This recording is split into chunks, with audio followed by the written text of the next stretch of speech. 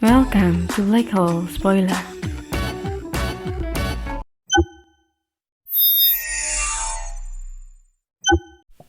Bab 28. Hukum merit matahari bulan bergulir.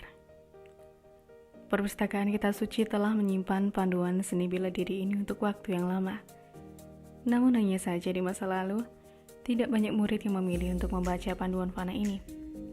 Apalagi 120 di antaranya. Li Jie dengan dingin memelototi para murid yang tertawa melihat buku panduan fana. Nan Huairen di sebelahnya sangat khawatir pada mereka. Orang lain tidak tahu, tetapi jelas baginya bahwa Li Jie adalah algojo yang dapat membunuh orang tanpa mengedipkan matanya.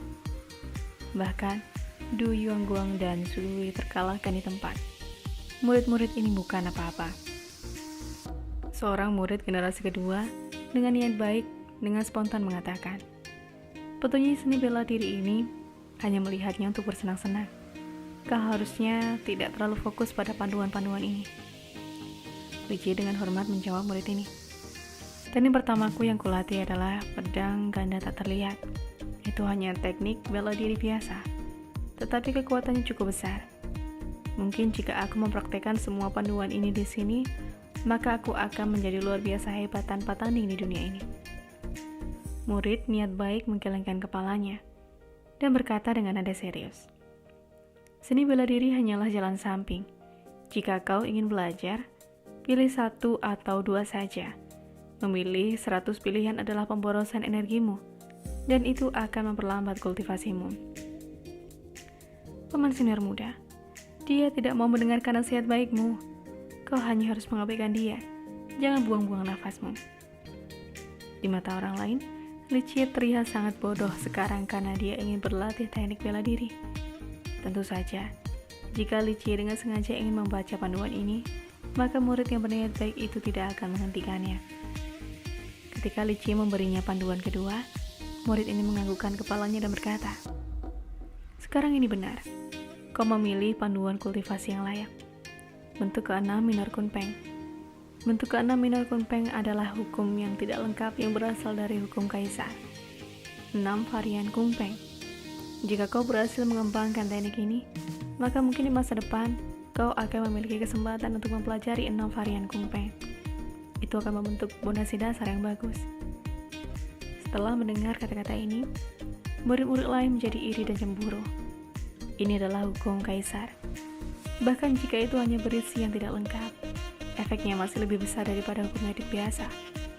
Bahkan hukum paragon berbudi luhur tidak dapat dibandingkan dengannya. Mengapa dia bisa mengembangkan hukum keabadian? Dia hanya orang yang tidak berguna. Hukum keabadian seperti itu, kau seharusnya tidak bermimpi untuk berhasil menyelesaikannya selama hidup ini. Semua siswa berteriak, tetapi mereka dengan cepat menutup mulut mereka melihat sila pelindung di dekatnya. Li Jie mendapatkan perintah dari 6 tetua, kecuali jika mereka ingin mempertanyakan keputusan 6 tetua. Jika tidak, satu-satunya yang bisa mereka lakukan adalah iri dengan Li Jie.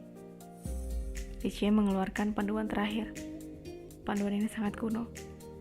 Panduan itu telah bertahan selama beberapa generasi, dan tidak ada yang tahu terbuat dari apa untuk memiliki kualitas yang begitu bagus dan tahan lama.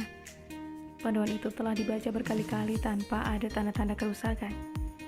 Hukum merit matahari bulan sabit bergulir, kata murid yang melakukan pemeriksaan saat melihat panduan ini. Dia menatap Li Jie dan kemudian pelindungnya. Bahkan pelindung yang melihat teknik ini mengerutkan alisnya. Hukum merit bulan sabit bergulir. Murid-murid lain hanya bisa berbisik di antara mereka sendiri sekarang. Orang bodoh lain yang ingin terburu-buru. Kultivasi, di bumi ini siapa yang bisa terburu-buru? Bahkan jika dia mengolah hukum merit matahari bulan sabit bergulir, dia tidak akan terkalahkan hanya dalam satu malam. Jenius dan sampah ditentukan oleh surga. Tidak peduli metode apa yang digunakan sampah itu, dia tidak akan bisa menjadi jenius. Seorang siswa berkata dengan getir. Lebih baik tidak mengolah hukum merit ini. Itu akan merugikanmu pada akhirnya. Pelindung menggelengkan kepalanya. Meskipun tahap pertama dari hukum merit ini dapat membantu kecepatan kultivasimu, tetapi berdasarkan roda kehidupan fanamu. Yang terbaik yang dapat kau lakukan adalah mencapai tahap panjang umur batin. Setelah itu, kau bisa dapat menggunakan teknik ini untuk mencapai level berikutnya. Kami memiliki seorang jenius di masa lalu yang memiliki roda kehidupan suci. Namun, karena dia memilih teknik ini, dia tidak dapat berkultivasi melewati tahap primal surga. Dia menghancurkan mimpinya menjadi seorang kaisar.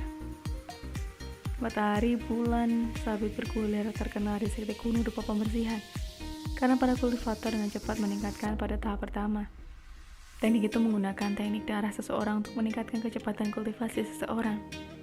Namun setelah orang itu mencapai tahap tertentu, dia tidak bisa melanjutkan. Ini karena dia mengorbankan energi darahnya untuk meningkatkan kekuatan kultivasinya, sehingga mereka menjadi tidak seimbang. Hal itu membuat untuk mencapai tahap selanjutnya hampir mustahil. Inilah mengapa teknik itu dinamakan sebagai hukum merit kultivasi tercepat. Tapi nama lainnya adalah hukum merit cacat. Banyak orang jenius telah mencobanya tetapi semuanya gagal. Nietzsche tersenyum. Melihat bahwa Nietzsche tidak mau mendengarkan, pelindung itu menutup matanya. Dia tidak ingin membuang lebih banyak energi untuk Nietzsche. Jika Nietzsche adalah seorang jenius yang memiliki bakat bawaan yang hebat, maka dia pasti akan menghentikan Nietzsche untuk memilihnya. Pada akhirnya, Nietzsche dan Nanhuayren meninggalkan perpustakaan kitab suci di bawah cemoohan murid-murid lain untuk kembali ke puncaknya. Begitu mereka kembali, matahari sudah terbenam. Nietzsche berkata, "Besok kita akan memilih harta karun." Nanhuayren setuju. Dia tidak tahu mengapa Nietzsche memilih begitu banyak teknik, tetapi dia tidak ingin mempertanyakan tindakan Nietzsche. Dia berkata, "Dengan begitu banyak panduan, besok aku akan meminta sektor luar untuk memberikan kau kantong dimensional. Itu akan nyaman bagimu." Nietzsche mengangguk. Melihat Nanhuayren tidak pergi, dia bertanya, "Siapa murid generasi kedua di perpustakaan?" Nanhuayren menjawab, "Zhu Daoli. Dia dulunya adalah murid generasi ketiga seperti kita. Bakat bawaannya sangat bagus dan dia rela tinggal di perpustakaan kitab suci. Dengan demikian dia dipromosikan menjadi murid generasi kedua." Nietzsche tersenyum tanpa mengatakan apa-apa lagi. Jadi Nanhuayren pergi. Nietzsche menutup pintu. Dia pergi untuk mengambil pena dan tinta, dan dia mengatur 120 panduan dalam urutan yang tidak akan dimengerti oleh orang lain. Dengan ekspresi serius di wajahnya, dia membuka halaman pertama dari setiap panduan dan menulis satu kata dari masing-masingnya. Lalu dia membuka halaman kedua. Nietzsche sangat teliti dalam setiap langkah, karena selain dia, tidak ada yang tahu rahasia penghancur langit yang tersembunyi dari panduan ini. Ketika ditanya apa panduan kultivasi yang terkuat di dunia, siapapun pasti akan mengatakan hukum rahasia kehendak surga. Setiap era, ketika kaisar abadi menerima kehendak surga, mereka akan dapat membuat hukum rahasia kehendak surga mereka sendiri. Itu adalah teknik yang berkomunikasi dengan kehendak surga. Itu menghubungkan seseorang ke surga biru dan kekuatannya tidak ada habisnya. Di dunia ini, tidak ada yang bisa memikirkan teknik lebih kuat dari hukum kaisar kehendak surga, kecuali jika itu adalah sesuatu dari era yang sangat kuno. Jika memang ada, maka itu adalah kitab suci surgawi dari 9 kitab suci surgawi yang agung. Selama era Gersang, ada sebuah legenda. Sebelum ada langit dan bumi, pada tahap awal, kekacauan primordial alam semesta tiba. Dari kekacauan primordial, awal yang agung muncul. Awal yang agung melahirkan 9 kata. 9 kata menciptakan 9 harta karun. Dan dari 9 harta, lahir 9 kitab suci. Kitab suci surgawi adalah 9 kitab suci dalam legenda. Tetapi tidak ada yang pernah melihat 9 kitab suci surgawi yang agung di masa lalu. Namun, Nietzsche memang telah melihat 9 kitab suci surgawi. Dalam wujud gagapnya, dia telah melihat salah satu dari 9 kitab suci. Kitab suci fisik selama era Gersang. Setelah perencanaan yang matang, menumpahkan darah dan 100.000 tahun kemudian, dia bisa mendapatkannya. Karena betapa kuatnya kitab suci fisik itu, dia diancam dan ditekan oleh banyak makhluk kuat. Banyak orang yang mengejar dan mencoba membunuhnya. Banyak kultivator tingkat kaisar abadi. Setelah memiliki kitab suci fisik, Nietzsche mempelajari rahasia misterius surga darinya. Karena pemahaman akan kebenaran misterius ini, dia menjadi sangat kuat bahkan tanpa harus mengolah kitab suci dalam bentuk gagaknya.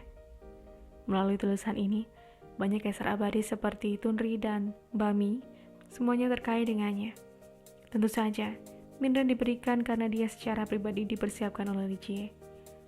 Menggunakan Minran sebagai contoh, semua orang di generasinya selanjutnya berpikir bahwa fisik abadi suryanya adalah bawaan. Keturunannya juga berpikir demikian.